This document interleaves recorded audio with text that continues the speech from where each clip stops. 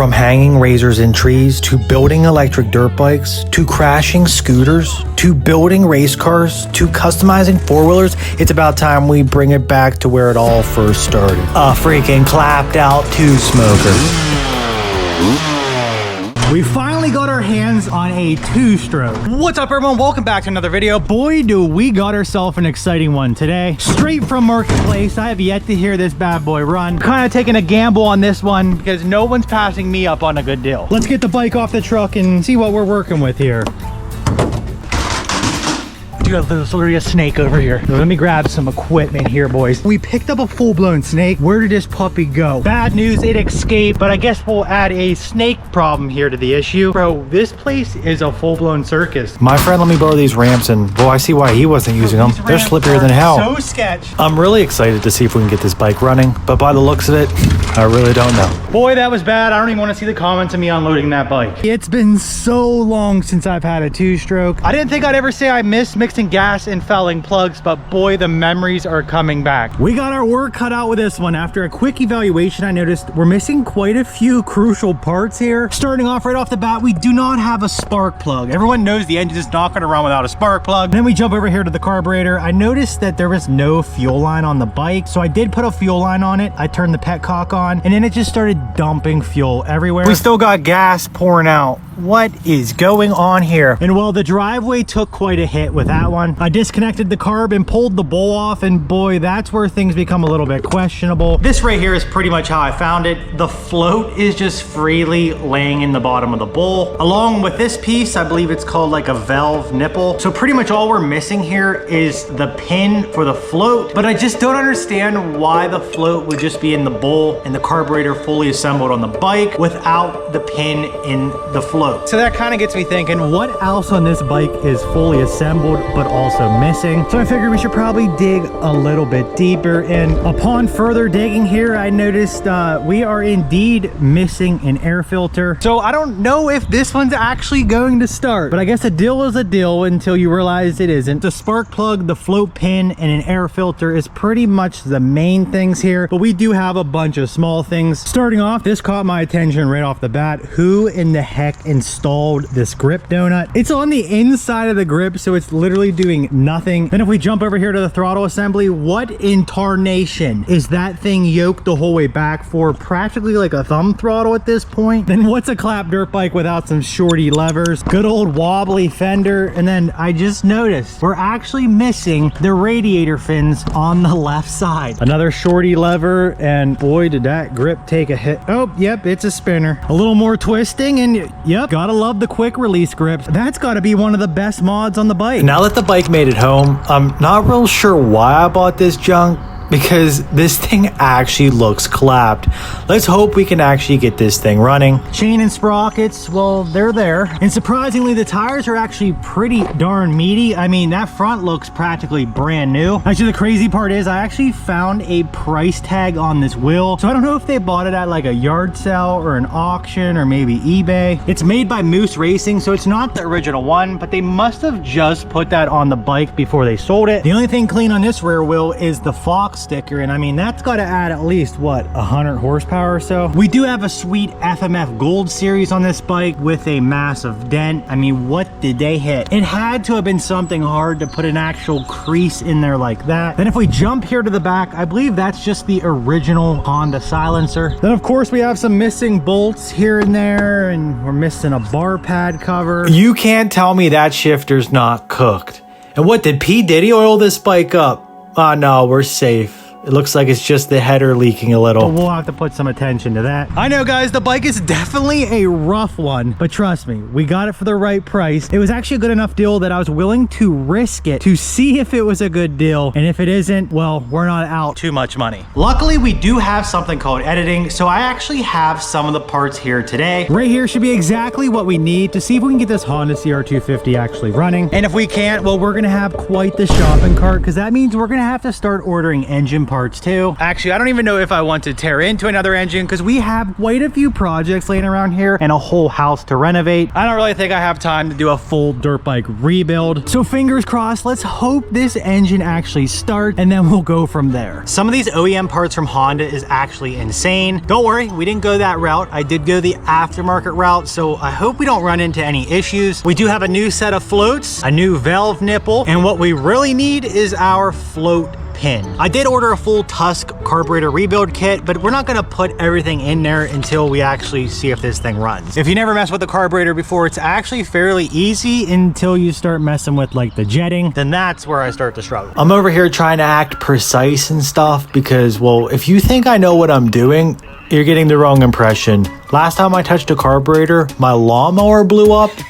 And that was actually this morning. But hey, you'll have that sometimes. Looks like everything is working properly. But yeah, these floats look a little loose. Well, I guess you get what you pay for. They were a quarter of the price of OEM. But hey, this bike better run when we're done. I hope it doesn't affect anything, but that would probably be where we should start if we do start pumping gas out. Luckily, we will know right away, because if there's an issue with that plunger piece, it'll start just dumping gas like crazy, kind of like it was before. And then I'll have a new spot in my driveway.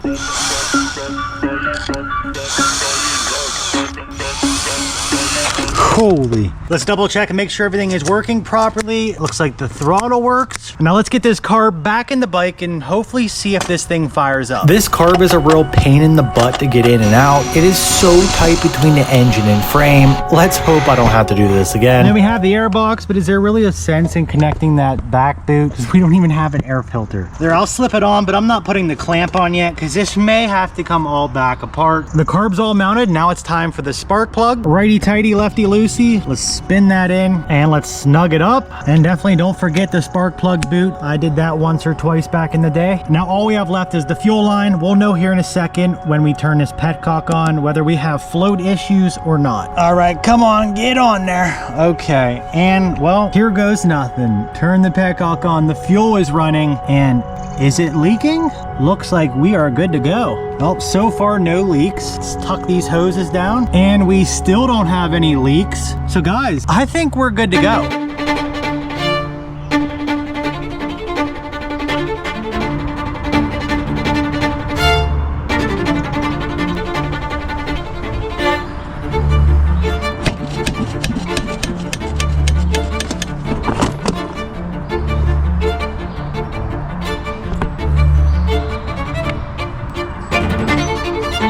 I know this bike hasn't been started in quite some time because, well, the story behind it, this older lady was actually selling it. It was her late husband's bike, and well, he actually passed away a couple years ago. She also said the bike was good to go and she knows it runs, but I do know when we went to look at it, there was no spark plug and no fuel line, so I know we definitely couldn't have started it there. But at the same time, I didn't want to pass up a deal just because I wasn't sure if the bike would run or not, because to get a good deal, you got to be quick, you got to have your money ready, but most importantly, you got to be willing to take a little bit of risk. So far, we're $20 in on parts and about 5 minutes on labor. The real question is this the deal that we think we got? Well, here's the moment of truth. Will the 25-year-old Honda CR250R actually start? Are you serious? Been a while since I've had to kickstart a bike. I'm spoiled nowadays with electric start and electric bikes. Anyways, put the choke on and give it a couple small kicks, you know, get the gas flowing or whatever they say. Let's see if we can get her on this one.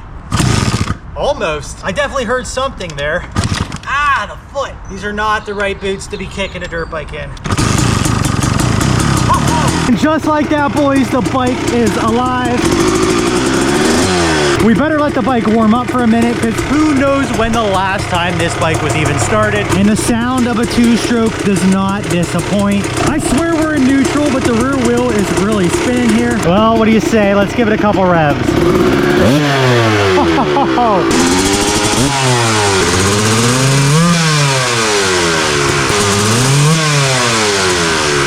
Oh, the The sound of a two-stroke is hard to beat. I should probably ask my friend what he mixed the gas to because, well, that was quite smoky. The smell of that actually brings back memories. It's been years, and I mean years, since I've ridden a two-stroke. I think the last two-stroke I've actually ridden was my 1998 Honda CR250R, and it actually looked pretty similar to this. Now thinking, that was actually like 15 years ago. The two-stroke is really what taught me to become a good rider. Now we're kind of spoiled with the electric bikes and the fuel-injected four-strokes. The newer bikes are just a whole lot easier to ride. These things have a power band, so you kind of have to be in the meat of the power to actually rip. You guys don't actually understand how happy I am that this bike actually started. She's definitely not ready yet. We have quite a few small things we gotta get like almost immediately. Other than a test ride, who's actually riding this bike with spinner grips like that? And the front brake lever is pretty much non-existent. Like that is literally one finger. Now that I actually saw the bike run, I can see what my evening is gonna be about. I'm gonna be adding some items to my shopping cart online because we got some parts to order. I'm gonna be doing a little build series on this, not a full overhaul. I'm not really getting into the engine stuff. Definitely a plastics kit. I was also looking at the restyling kit, which would make this bike look like a modern Honda, which would get rid of this dated feel. So if we had a modern looking two-stroke, that would be pretty badass. Unfortunately, I don't really have a helmet down here right now, and safety kind of comes first, but I guess we could probably putt around the house once or twice with this bike. It's been so long since I've ridden a two-stroke. I mean, just the smell and sound is a whole experience in itself. So let's see if this thing will start back up, and let's run her through the gears. These two-strokes can be pretty rowdy, so let's try not to lay it over yet. Actually, now thinking now would be the time to lay it over before we get the new plastics, the new grips. I'm just kidding. I'm not gonna try to wreck this bike, but I do want to hear the engine.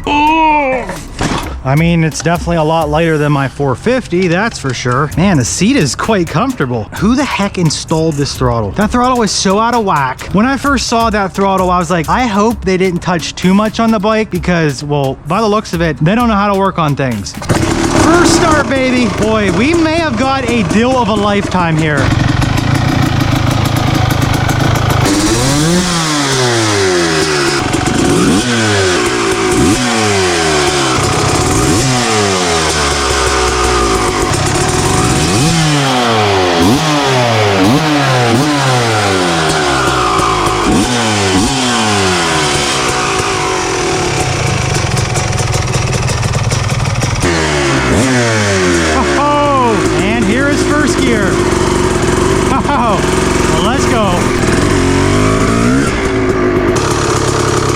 Started randomly revving up, so I don't know. First thing first, let's check the brakes. Okay, not bad. At least they work. Let's do a lap around the house. Oh, wow. Oh, holy smokes. It's been some time.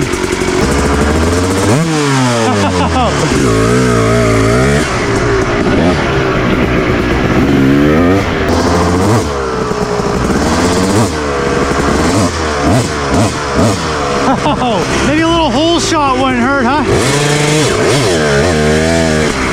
Oh, what the heck, man? This thing is rowdy.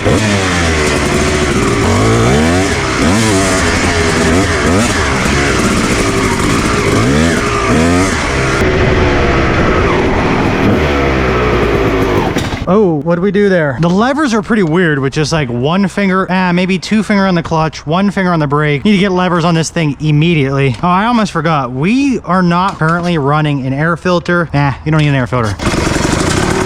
It starts like nothing. Like, this is a good running bike.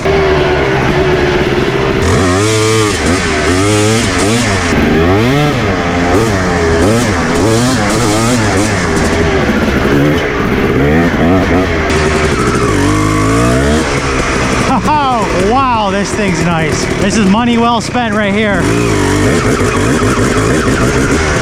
Oh, does seem to be hanging idle just a little bit, but I feel like that might be because the boot is a little bit dry rotted, or maybe because we don't have the air filter and it's like kind of jetted for running the air filter. I don't know, we'll have to mess with that a little bit, but other than that, this bike seems to run pretty darn good. Before we get into anything further, let's tighten up some bolts. Let's get the bolts back in because some of this stuff is just falling out, like our seat subframe isn't clipped in. We have some wrenching to do on it, but I'm so happy that the engine actually runs. Now let's try to keep it running because the mower over here, I think we may have blew it up today. I was trying to take care of some of this grass around here that's insanely too high. The mower just shut off and started smoking. Then it was continuously smoking for like 20 minutes after that. I don't know if this thing was on fire or what. I did throw some diesel oil in there because I noticed it was completely out of oil. So I don't know. We'll have to tear into that another day. But I'm tired of wasting any more time on this thing. Then over here we have our turbo diesel go-kart. This is about to be sent to the scrap yard, or I might just give it away. Let me know if you guys saw the video. I think it was like July of last year. I held this turbo diesel go-kart full throttle for over 20 minutes straight. It was actually the best performing video on my channel so far. It was actually in the video where Caden got his 110. So the turbo diesel go-kart definitely already paid for itself. I wouldn't mind putting a little bit of money into it if the frame was a little bit better, but at the end of the day, it is only a one-wheel drive go-kart, and I really just don't see it being worth putting any money into it. I guess out with the old, in with the new. Anyways, that's all I got for you guys. Thanks for riding with me and seeing if we could get this CR250 to run again. As always, we give a shout out to the people that liked and commented on last week's video. So this week's shout out goes to you guys. Thanks for liking and commenting on last week's video.